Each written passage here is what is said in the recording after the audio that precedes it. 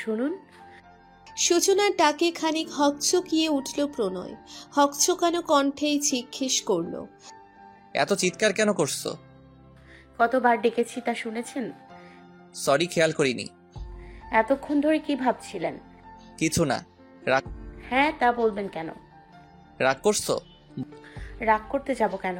বলবেন না বলেছেন, বলবেনই না।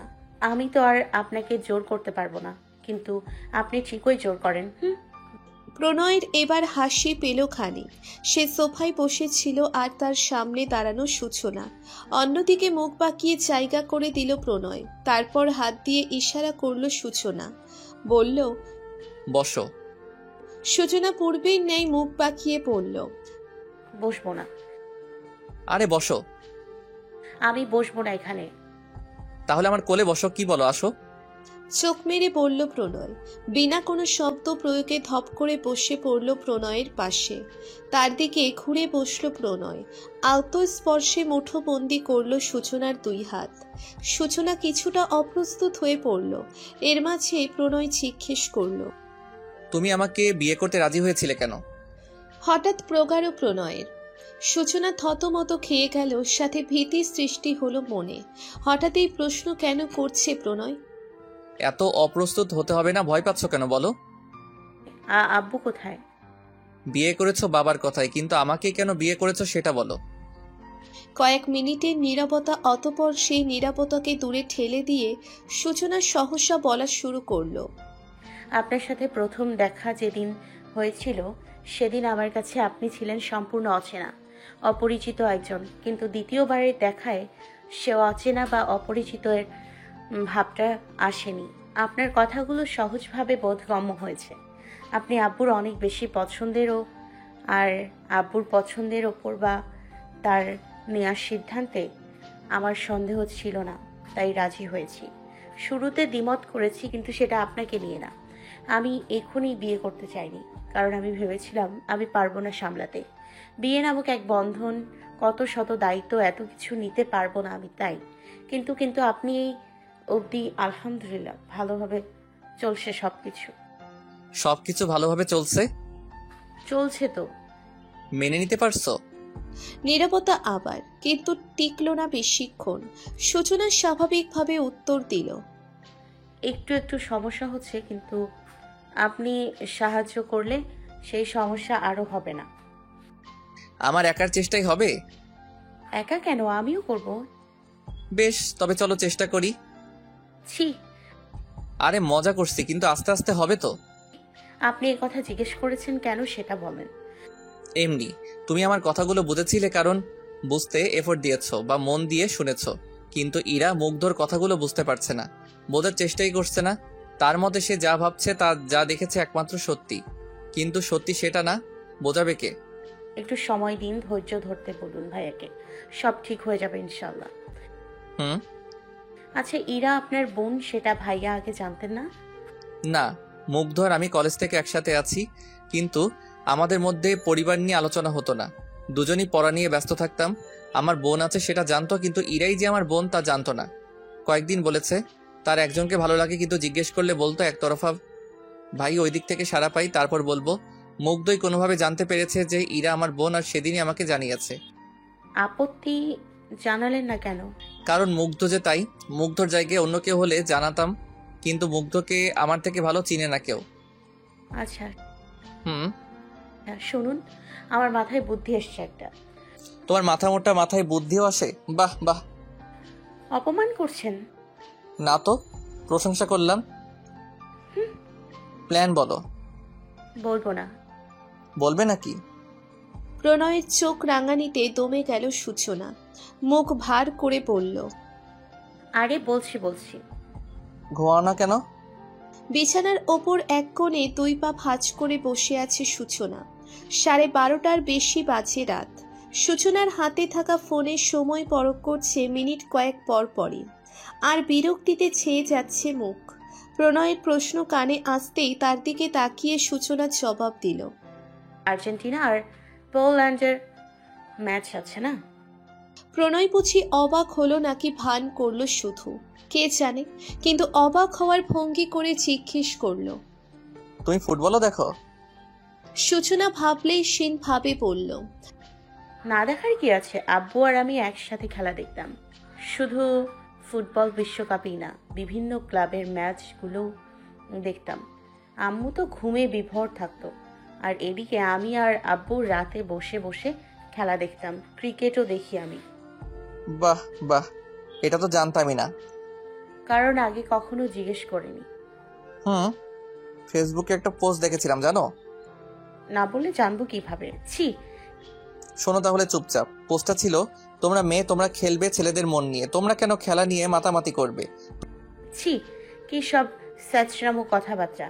আর আপনার কি মনে হয় ফেসবুক আপনি একাই ব্যবহার করেন? ফর ইয়োর কাইন্ড ইনফরমেশন, পোস্টটা ছিল তোমরা ছেলে, তোমরা খেলবে মেয়েদের মন নিয়ে, তোমরা কেন খেলাধুলা নিয়ে পড়ে থাকবে? কি সব আজারা পোস্ট।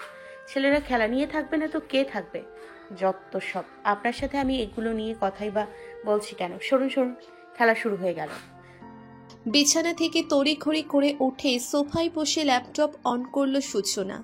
প্রণয়ও বিছানা থেকে উঠে পড়ল। তুমি থাকো, চুপচাপ বসবে, আমি একটু আসছি। তাড়াতাড়ি আসুন। প্রণয় উঠে চলে গেল ব্যালকনিতে। রাউসারের পকেট থেকে ফোন বের করে কল করলো মুগ্ধকে। অনেকটা সময় নিয়ে ফোন রিসিভ করলো মুগ্ধ। প্রণয় তাই প্রশ্ন করলো, এত দেরি করলি কেন? ফোন রিসিভ করতে কোথায় ছিলি? ওয়াশরুমে আওয়াজ পেয়েছি, কিন্তু শাওয়ার নিচ্ছিলাম, তাই বেরোতে দেরি হয়েছে। ঠান্ডার মধ্যে এত রাতে শাওয়ার নিয়েছিস? এমনিতেই তো ঠান্ডা পিছু ছাড়ে না। কবরস্থানে গিয়েছিলাম, এরপর ঘুরেছি অলিতে গলিতে। বাসায় আসতে দেরি হয়ে গেছে। আমাকে নিলি না কেন? ভাবিনি যাব, কিন্তু হুট করে ইচ্ছে হলো। আচ্ছা। প্রণয় এই ব্যাপারে আর খাটালো না, টুকটাক কথা বলে রেখে দিল। ফিরে আসলো রুমে। তাকে দেখে সূচনা ভ্রু নাড়িয়ে জিজ্ঞেস করলো, কি করছিলেন? এতক্ষণ লাগে? আমার ফ্রেন্ড কল দিয়েছিল, কথা বলছিলাম তার সাথে। ও, খেলার কি অবস্থা? আসুন দেখুন। সরে যেয়ে প্রণয়কে বসতে জায়গা করে দিল সূচনা। খেলা দেখতে দেখতে প্রণয় বলল, শুধু শুধু দেখছি, হারবে তারা। বাজে বকবেন না একদম, চুপচাপ দেখুন। দেখে দেখে একটা ব্রাজিল সাপোর্টার করা বর খুঁজেছে আব্বু। খুঁজবেই বা না কেন?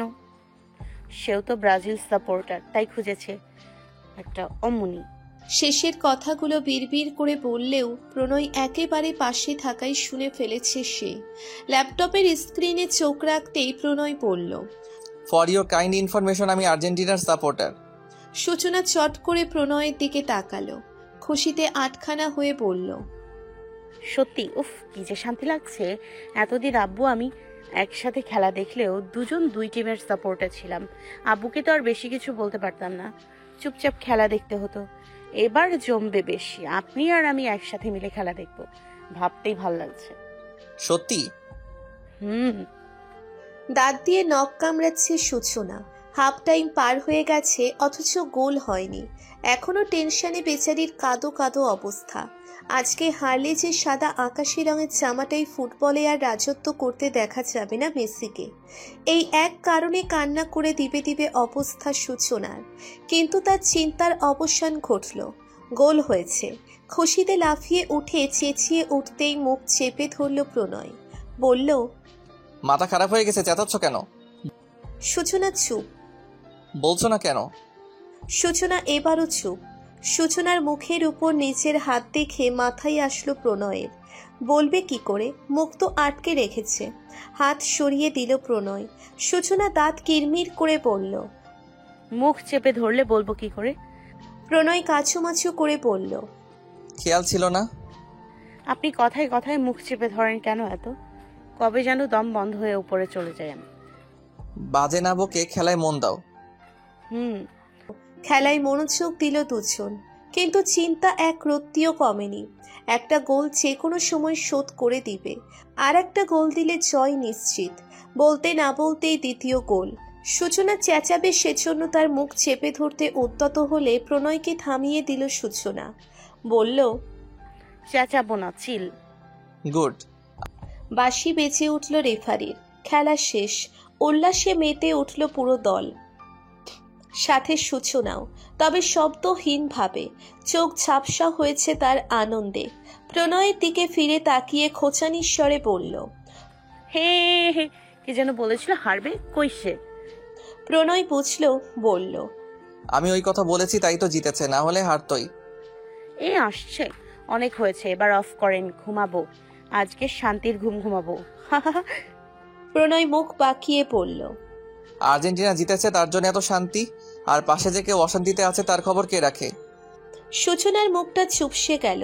কাছুমাছু মুখে চোরা দৃষ্টিতে প্রণয়কে দেখল। নিচু স্বরে বলল, সরি। এক ভ্রু উপরে তুলে প্রণয় জিজ্ঞেস করল। কেন? বলতে পারল না সূচনা। কেন সরি বলেছে সে? সে নিজেও জানে না, শুধু প্রণয়ের কথাই খারাপ লেগেছে তাই বলে দিয়েছে। প্রণয় পুনরায় জিজ্ঞেস করল, কেন বলো? এমনি। সূচনার কাছুমাছু মুখ দেখে প্রণয় সশব্দে হাসল।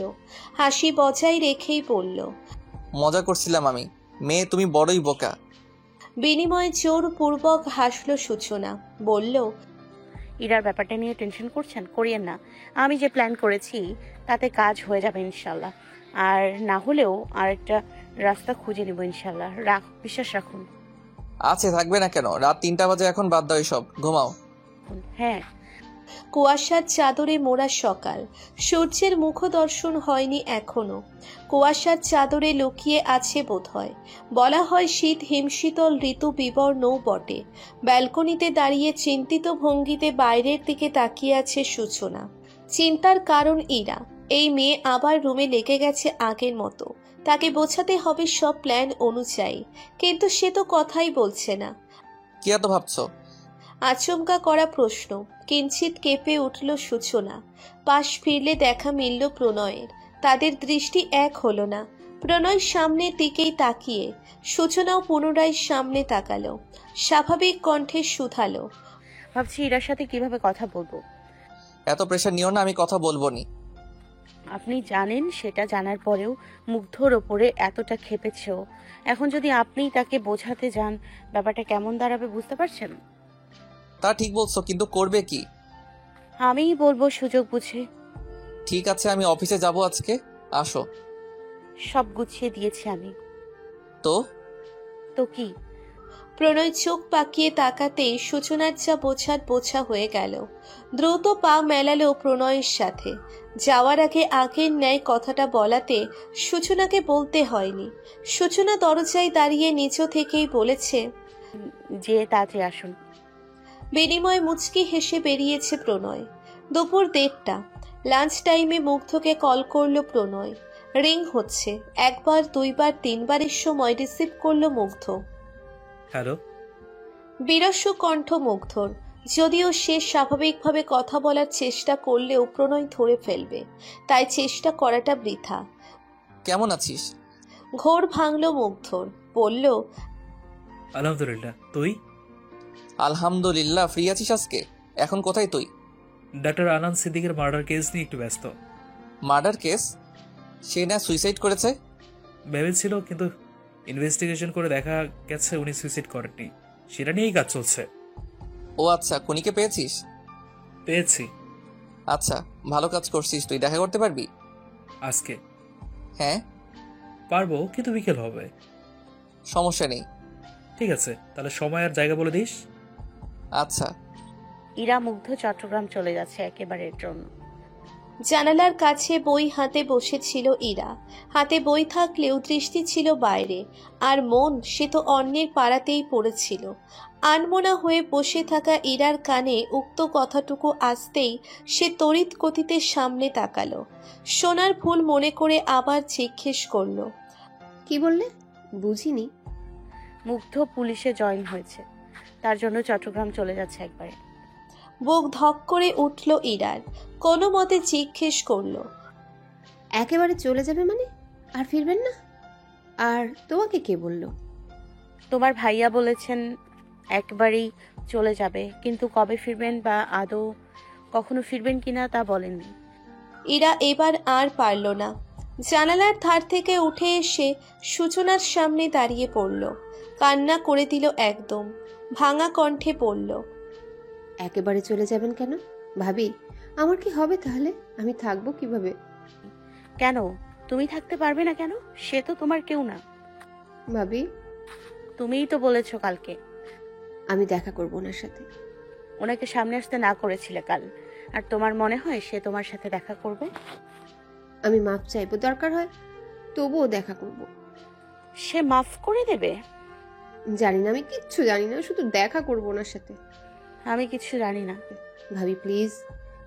অপরাধীর ন্যায় নত মস্তকে দাঁড়িয়ে আছে ইরা। তার দিকে অবাক দৃষ্টিতে তাকিয়ে আছে মুগ্ধ। তাদের দুজন থেকে কিঞ্চিত দূরত্ব নিয়ে দাঁড়িয়ে আছে প্রণয় আর সূচনা। একটা পার্কের মধ্যে অবস্থান করছে এখন তারা। প্রণয় মুগ্ধকে এখানেই ডেকেছিল, কিন্তু এখানে আসার পর যে ইরার দেখা মিলবে ভাবতে পারেনি মুগ্ধ।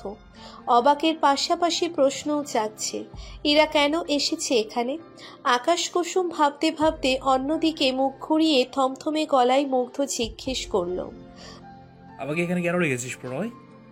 জবাব এলো না। আসবে কিভাবে? প্রণয় তো নেই এখানে। সে জানতো মুগ্ধ তাকে এই কথা জিজ্ঞেস করবে, তাই আগেই সরে গিয়েছে। তারা থাকলে কথা এগোবে কি করে? মুগ্ধ জবাব না পেয়ে পাশ ফিরে তাকালো, কিন্তু সেখানে তো কেউ নেই। সে বিচলিত হলো, সাথে অস্বস্তিও কাজ করলো ইরার সামনে এভাবে দাঁড়িয়ে থাকতে। ইরাকে কিছু জিজ্ঞেস করারও ইচ্ছে বা সাহস কোনোটাই হলো না।